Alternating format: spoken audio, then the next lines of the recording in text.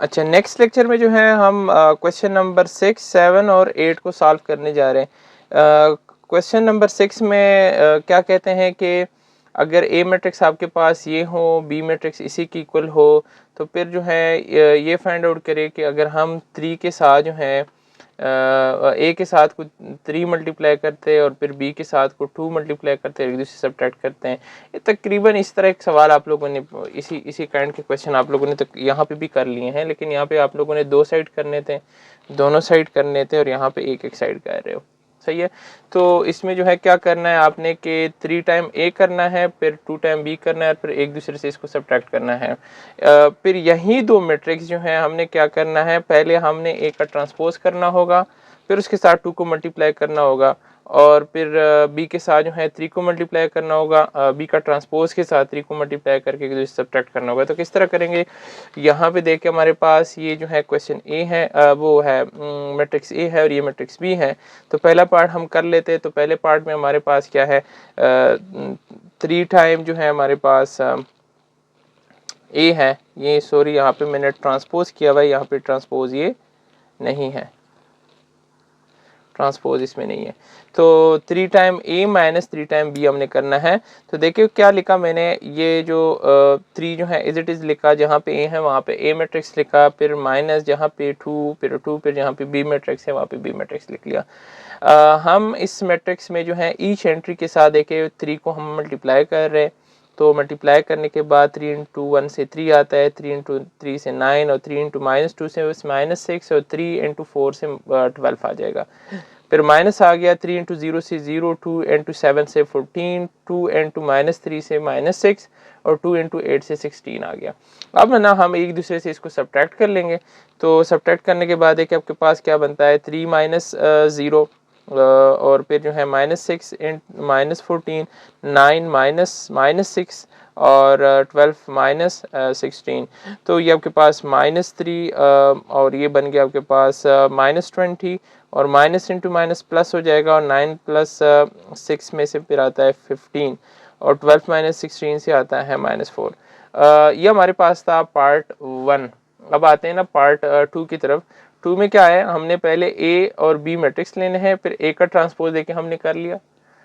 Transpose का मतलब होता है कि रो में से हमने कॉलम बना, देखिए इस रो को हमने कॉलम बना दिया, फिर इस रो को हमने कॉलम बना दिया, तो ये ए ट्रांसपोज हो गया। इसी तरीके से हमने क्या किया, बी है, ये बी मैट्रिक्स है, तो बी का ट्रांसपोज किसकी इक्वल है, देखिए इस रो को हमने कॉलम बना दिया, और इस रो को हमने क्या बना दिया, इसको कॉलम बना दिया। तो ए ट्रांसपोज भी आ गया, बी ट्रांसपोज भी आ गया। अब ए ट्रांसपोज के साथ देखें ना, यहाँ ए ट्रांसपोज है तो पहले हमने ए ट्रांसपोज कर लिया, यहाँ पे बी ट्रांसपोज है तो हमने बी ट्रांसपोज कर दिया। अब यहाँ 2 है ना, तो 2 ए के साथ, ए ट्रांसपोज के साथ मल्टीप्लाई हो रहा है। यहाँ पे 3 मल्टीप्लाई हो रहा था, लेकिन वो सिंपल ए के साथ मल्टीप्लाई हो रहा था।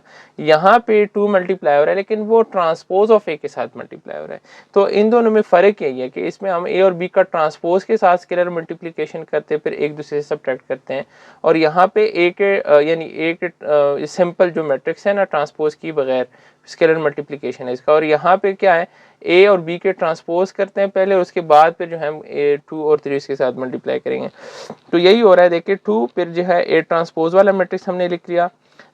तो इसमें से देखिए हमारे पास रिजल्ट क्या आ रहा है, पहले इसका हम अलग से फाइंड आउट कर रहे हैं। देखें तो 2 इंटू 1 में से 2, 2 इंटू 3 में से 6, और 2 इंटू -4 में -2 में से -4, और 2 इंटू -4 में से 8 आ गया। तो ये 2 टाइम ए ट्रांसपोज हो गया।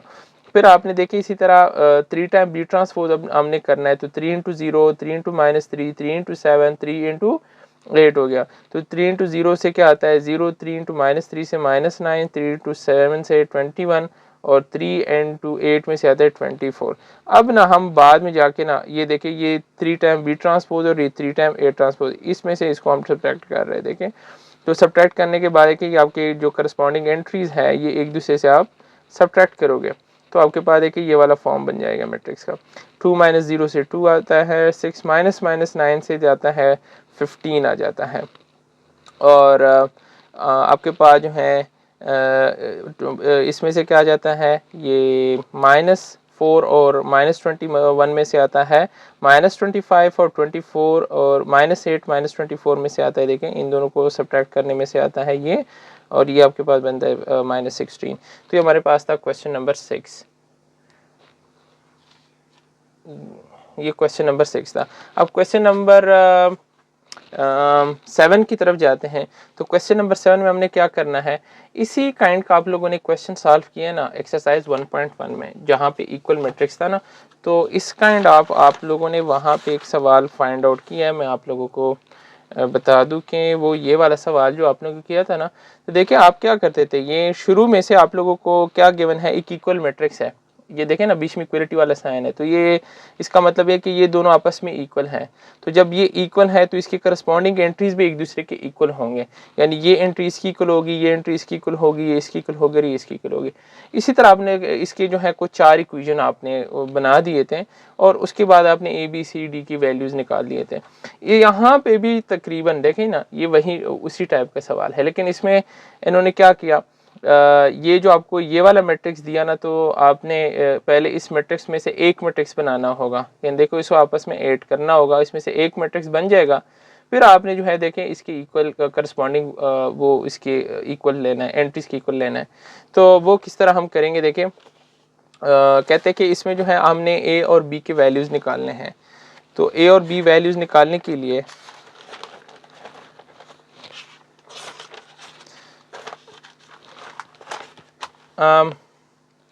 ये हमारे पास देखें, पहले हमने क्या किया, हमने लेफ्ट हैंड साइड लिया, लेफ्ट हैंड साइड हमारे पास ये वाला बंदा है, इसमें क्या किया, स्केलर मल्टीप्लिकेशन की इस मैट्रिक्स से 2 के साथ, तो 2 ईच एंट्री के साथ मल्टीप्लाई कर दिया, ये ए है, सही है, 2 के साथ 4 -3 और ए के साथ मल्टीप्लाई हुआ, 3 जो है 1 बी 8 और -4 के साथ मल्टीप्लाई हुआ, इसमें से 4 8 -6 2a आ गया, ये प्लस 3b 24 और 12 इसमें से आ गया, -12 आ गया। ये सिर्फ इसी साइड की मैं बात कर रहा हूँ। अब ना आपके पास क्या है, ये देखें ना, ये दोनों आपस में अभी ऐड करो करस्पॉन्डिंग एंट्रीज, तो 4 + 3 12 और 8 + 3b और -6 + 24 में से आ गया 18 और 2a -12 आपके पास आ गया। अच्छा जी, अब ना ये तो असल में आपके पास ये लेफ्ट हैंड साइड ही है, तो देखें ना इस लेफ्ट हैंड साइड की जगह ना मैं ये वाला लिख लेता हूँ, ये इक्वलिटी वाला साइन आ जाएगा, ये इक्वलिटी वाला साइन आ जाएगा, और ये आपके पास ये वाला मैट्रिक्स आ गया। ये तो असल में इसी को मैंने ना एक मैट्रिक्स बना दिया, और ये इसी मैट्रिक्स का देखें यही इसका फॉर्म बनता है ना 8 करके, और फिर इक्वल टू वाला साइन, और फिर आपके पास ये वाला मैट्रिक्स आ गया। अब ये देखो इसके बीच में इक्वलिटी वाला साइन है, तो इक्वलिटी वाला साइन का मतलब ये है कि ये दोनों मैट्रिक्स इक्वल हैं, और अगर ये दोनों मैट्रिक्स इक्वल है तो इस बात का मतलब ये है, इसके लिए आप जो है पहला जो एक्सरसाइज है इसकी, उसमें मैंने थ्योरी में ये सारी चीज़ें एक्सप्लेन की हैं, तो फिर ये करस्पॉन्डिंग एंट्रीज एक दूसरे के हम इक्वल ले लेते हैं, करस्पॉन्डिंग एंट्रीज हम ये एक दूसरे के इक्वल ले लेते हैं। तो क्या करना है हमने, ये 3 + 4 में से आता है ना 7 आता है, 12 नहीं आता। अच्छा जी, तो ये करस्पॉन्डिंग एंट्रीज हम एक दूसरे के इक्वल लेंगे, देखिए 7 और 18, तो ये भी जो है फिर इसकी इक्वल होगा, और ये वाला फिर इसकी इक्वल होगा। तो इसमें से देखें ना करस्पॉन्डिंग एंट्रीज हमने एक दूसरे के बाय कंपेयरिंग करस्पॉन्डिंग एंट्रीज, तो कंपेयर करने से देखें करस्पॉन्डिंग एंट्रीज 8 + 3 भी किसकी इक्वल आ जाएगा, 10 की इक्वल आ जाएगा। तो फिर इसको देखें ना, 8 को उधर शिफ्ट करें तो 10 - 8 में से आता है 2, और फिर जो है ये 3 यहाँ पे मल्टीप्लिकेशन में है, तो यहाँ पे डिवीजन में लिख लो, तो b = 2 डिवाइडेड बाई 3। इसी तरीके से आपने जो है ये देखिए ये वाला जो एंट्री है वो 1 की इक्वल ले ले, करस्पॉन्डिंग एंट्री है इसकी, तो ये 12 उधर शिफ्ट करे तो 13, और फिर यहाँ 2 से डिवाइड करे, तो b और a के जो वैल्यूज हैं आपके पास, वो आपके पास 13 डिवाइडेड बाई 2 और 2 डिवाइडेड बाई 3 आते हैं। अगर यही दो वैल्यूज आप उठा के यहाँ पे लिख लेते हो ना, तो इसमें से 10 आ जाना है, अगर b की जगह लिख लेते, देखिए ना अगर मैं पुट कर लेता हूँ ना 8 + 3 और b की वैल्यू क्या है 2 डिवाइडेड बाई 3, इसको जो है देखें ना 3 के साथ कैंसिल कर रहे हैं, तो 2 + 8 में से आता है 10, तो देखें ना इसका यहाँ पे 10 वैल्यू आ गई है। इसी तरीके से ना आप जो है ये a की जगह आप 13 डिवाइडेड बाई 2 पुट करें, तो a की जगह मैं 13 डिवाइडेड बाई 2 पुट करता हूँ, और -12, ओके ये कैंसिल कर रहे हैं, तो 13 माइनस 12 में से 1 आता है, तो देखिए 1 आ गया आपके पास। तो ये हमारे पास था क्वेश्चन नंबर 7। अब आते हैं ना क्वेश्चन नंबर 8 की तरफ। तो 8 में जो है हमारे पास कोई 6 पार्ट्स हैं और उन 6 पार्ट्स को जो है हम सॉल्व करेंगे। तो ये हमारे पास 2 मैट्रिक्स गिवन है, फिर कहते हैं कि ये जो नीचे पार्ट्स दिए हुए हैं इसको आपने वेरीफाई करना है। आपके पास देखिए ये 2 मैट्रिक्स गिवन है, फिर कहते हैं ये नीचे 6 पार्ट्स जो गिवन है इसको वेरीफाई करें। तो कैसे वेरीफाई करेंगे? हम जो है वो पहले जो है पार्ट नंबर 1 लेते हैं। तो इसका लेफ्ट हैंड साइड लोग कहते हैं कि a plus b, a matrix को b के साथ ऐड करो, फिर जो मैट्रिक्स आ गया ना उसका आपने ट्रांसपोज करना है।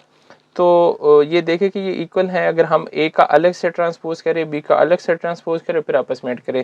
तो देखें हमने लेफ्ट हैंड साइड ली, लेफ्ट हैंड साइड में देखें हमने a मैट्रिक्स ली और b मैट्रिक्स ली, आपस में ऐड कर दिए। ऐड करने करस्पॉन्डिंग एंट्रीज आपस में ऐड कर दो, तो उसमें से आपके पास ये वाला मैट्रिक्स बन गया। उसके बाद देखें ना हमने होल ट्रांसपोज कर दिया इसका, यानी हमने जो है a प्लस बी पहले कर लिया, तो ये वाला मैट्रिक्स आ गया। अभी देखें हम इस मैट्रिक्स का ट्रांसपोज करेंगे। तो इसका ट्रांसपोज का मतलब है कि इस रो को कॉलम बना दो और इस रो को भी कॉलम बना दो। तो हमारे पास देखिए ये एक मैट्रिक्स आ गया। अब हम राइट साइड करेंगे ना, देखिए ए का हम अलग से ट्रांसपोज कर रहे हैं, फिर बी का अलग से ट्रांसपोज कर रहे हैं, फिर आपस में ऐड करते हैं। तो ट्रांसपोज देखें, इस रो को कॉलम में बदल दो और इस रो को भी कॉलम में बदल दो, ठीक है। इसी तरीके इस रो को कॉलम में बदल दिया और इस रो को भी कॉलम में बदल दिया, तो ये ट्रांसपोज हो गया। अब आपस में ऐड करो, तो 1 + 1 2, 2 + 0 2, और 2 + 1 से 3 आता है और 1 + 0 से 1 आता है। तो देखें ना ये आपस में इक्वल आ रहा है। सो मैंने लिखा from equation 1 and 2 it is prove that a + b का whole transpose is equal to a transpose plus b transpose, इसकी इक्वल आता है। अच्छा, आपके पास पार्ट नंबर 2 है। तो पार्ट नंबर 2 में जो है देखें, आपको कहते हैं कि a प्लस ए ट्रांसपोज को बताए कि ये सिमेट्रिक है। तो a plus a transpose symmetric कैसे हैं आपके पास जो है ए मैट्रिक्स भी दिया हुआ है, b मैट्रिक्स भी दिया हुआ है। तो पहले हमने a मैट्रिक्स लिख लिया, प्लस यहाँ पे जो है ए मैट्रिक्स का ट्रांसपोज लिया। तो पहले हम ट्रांसपोज कर लेंगे, यानी इस रो को कॉलम बना देंगे और इसी तरह इस रो को कॉलम बना दिया, तो ये ए ट्रांसपोज हो गया, ये प्लस और ये ए आ गया। अब इसकी करस्पॉन्डिंग एंट्रीज आपस में ऐड करके 2 2 2 2 ये सब 2 आ गया।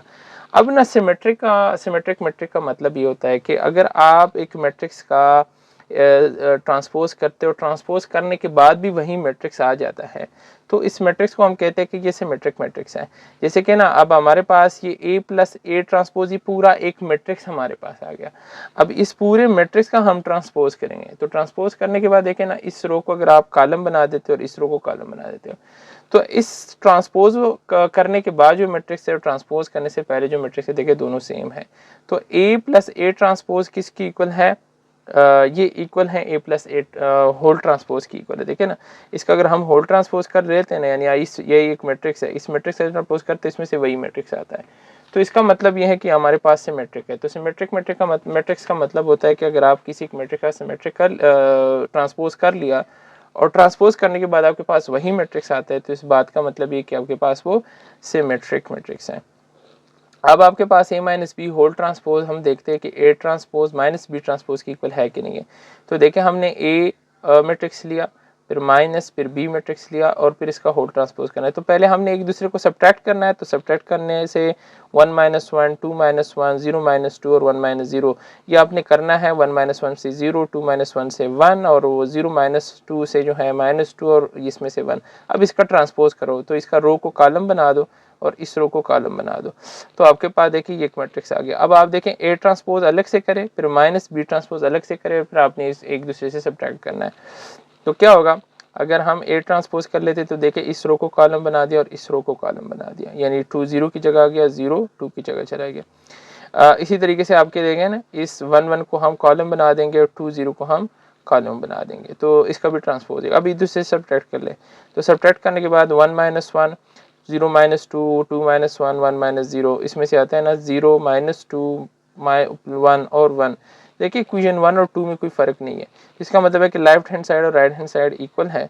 तो इस बात से ये साबित हो गया कि a minus b whole transpose is equal to a transpose minus b transpose. ये इसका पार्ट 3 है। पार्ट 4 में क्या आपके पास पार्ट 4 में कहते हैं कि a माइनस ए ट्रांसपोज देखिए किसकी सिमेट्रिक है कि नहीं।